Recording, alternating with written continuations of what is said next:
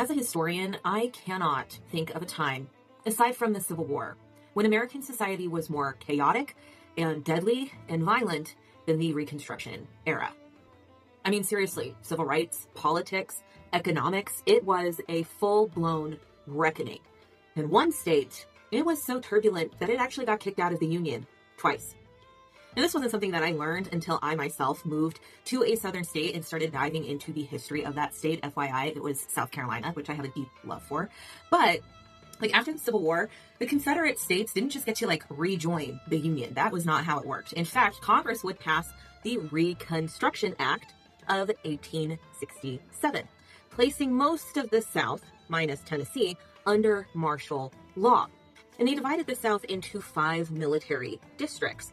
And each district was governed by a Union general and backed by federal troops. And that general kind of had a say over the state governments. Now, for each southern state to re-enter the Union, they had to fulfill a number of requirements. The first being the abolition of slavery. They had to be gone completely. The second was that they had to ratify what we call the Reconstruction Amendments. That's the 13th Amendment, the 14th Amendment, and the 15th Amendment. Then they had to grant Black men the right to vote. They also had to expel all Confederate leaders from areas of political power.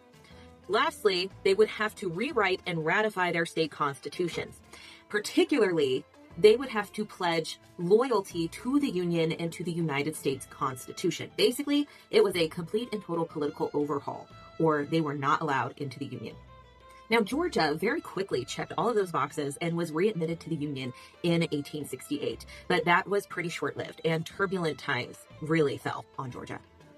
White legislatures would expel the 33 newly elected Black lawmakers from their state government in Georgia. Then, a week later in Camilla, Georgia, a peaceful Black Republican rally was attacked, and 12 people would lose their lives.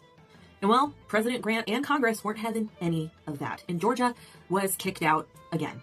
Military rule would return, and the message was clear: protect civil rights or stay out.